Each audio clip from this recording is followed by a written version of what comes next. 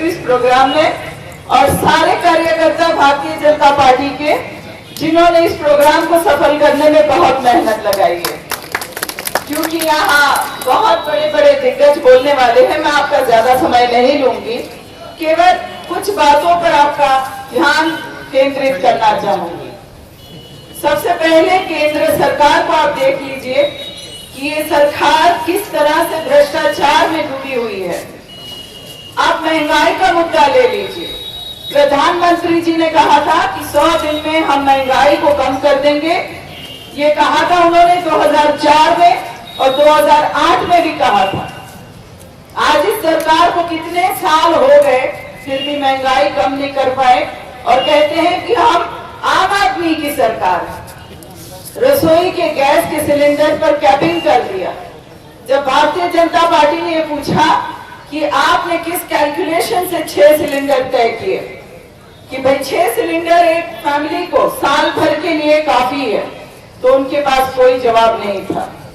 जब पेट्रोल की महंगाई के बारे में पूछा कि 2 व्हीलर वाहन भी आम आदमी ही चलाता है, तो पेट्रोल की कीमतों पर क्यों कंट्रोल नहीं है, तब भी भारतीय जनता पार्टी को देने के लिए कांग्रेस पार्टी के पास कोई जवाब नहीं था।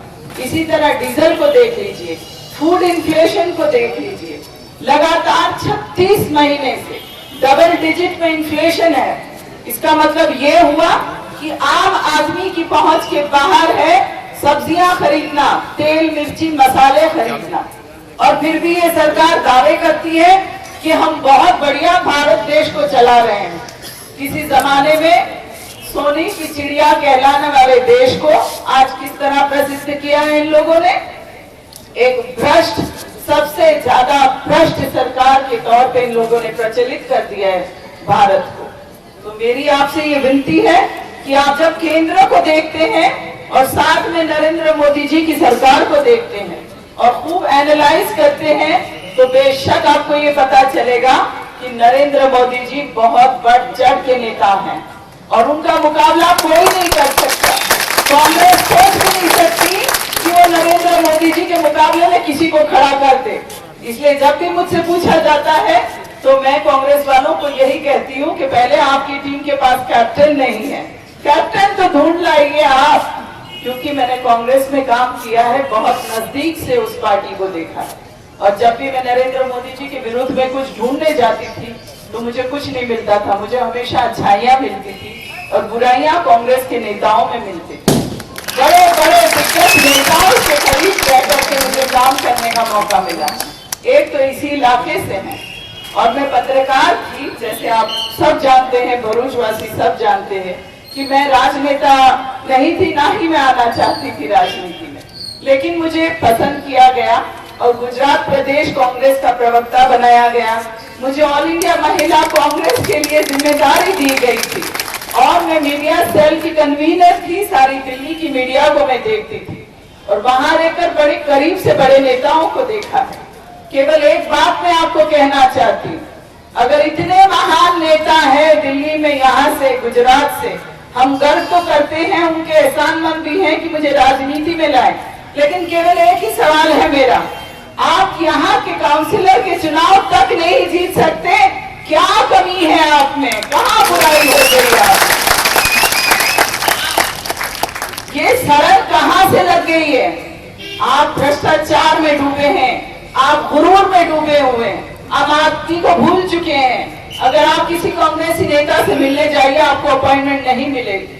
मैं जब लोगों की शिकायतों को लेकर के दिल्ली जाती थी तो मुझे ये अनुभव होता था कि लोग मना करते थे कि बेन मत जाओ, बेन तमें रवा दो हमारी फाइल, વર્ષોથી અમે ઘરે જઈએ છીએ પણ અમારું કામ નથી થતું, શું કામ મહેનત કરો છો?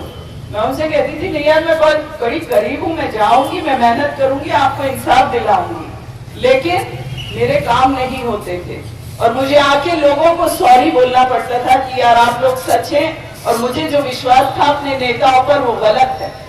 इसके विपरीत जब मैं नरेंद्र मोदी जी से मिली तो वो नेता को देख के ही हमने अपने आप को सरेंडर कर दिया और बड़े बड़े पद कांग्रेस के छोड़ करके हम उनके कार्यकर्ता बन गए। ये मिसाल है नेता की केवल एक मुलाकात में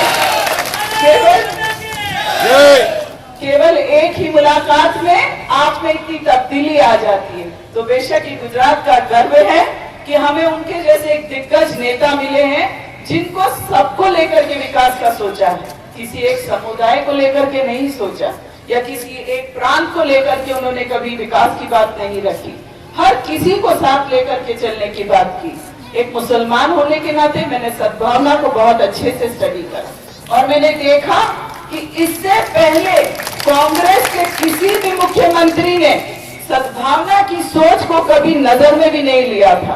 केवल नरेंद्र मोदी जी एक ऐसा नेता है हमारे हिंदुस्तान में कि उन्होंने सद्भावना के बारे में सोचा। आज सद्भावना की केवल भरूच या गुजरात या हिंदुस्तान को जरूरत नहीं है, पूरे विश्व को आज सद्भावना की जरूरत है, जिसका मिशन नरेंद्र भाई मोदी ने देखा है। तो मैं उनको हमेशा सलाम करती हूँ, उनकी एक सिपाही बनी हूँ और आने वाले दिनों में भी उनके लिए बहुत अच्छी कार्यकर्ता बन के रहूंगी। मैं यहाँ हमारे बीच ईश्वर भाई हैं जिनको मैं सालों से जानती हूँ, वर्षों से उनके संपर्क में हूँ, एज ए पत्रकार भी मैं उनके संपर्क में रही हूँ। और नरेंद्र मोदी जी ने जब उनको चुना है तो वो उनका काम, उनकी कार्यशैली, उनकी जो लोगों के बीच जाकर के हाजिर होना, उस चीज को पसंद किया है। मेरी आप सबसे ये अपील है कि जहां आपके पास इतना बढ़िया कैप्टन है तो उसकी टीम में भी बढ़िया लोग शामिल होना चाहिए। और ईश्वर भाई को आप इस तरह से चुन के लाइए कि रिकॉर्ड टूट जाए, अब तक के चुनाव के सारे रिकॉर्ड टूट जाए। मैं एक और बात आपको कहना चाहती हूँ, नरेंद्र मोदी जी की स्टाइल ऑफ फंक्शनिंग के बारे में हम लोग पत्रकार बहुत सोचते हैं, बहुत देखते हैं।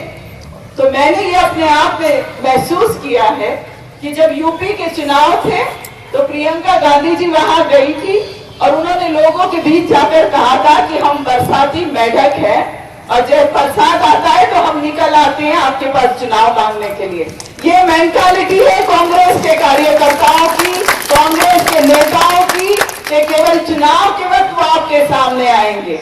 इसके विपरीत आप भारतीय जनता पार्टी की छोटे से फुट सोल्जर को देख लीजिए या नरेंद्र मोदी जी को देख लीजिए, हर इम्प्लीमेंटेशन के काम को लेकर के वो खुद लोगों के बीच जाएंगे, चाहे वो शाला प्रवेशोत्सव हो, कृषि महोत्सव हो, बहनों के कार्यक्रम हो या आपके यहाँ किसी सभा, किसी रैली का आयोजन करो, यहाँ तक कि अब तो 3D टेक्नोलॉजी से भी आपके बीच हाजिर हो रहे हैं आपके मुख्यमंत्री। और ये बात कांग्रेस को हरगिज पसंद नहीं आ रही है और इसलिए खास फोकस है भरूच और अंकलेश्वर पर। आप बेहतर जानते हैं कि यहाँ ईश्वर भाई को बढ़ चढ़ के विजयी बनाना कितना जरूरी है।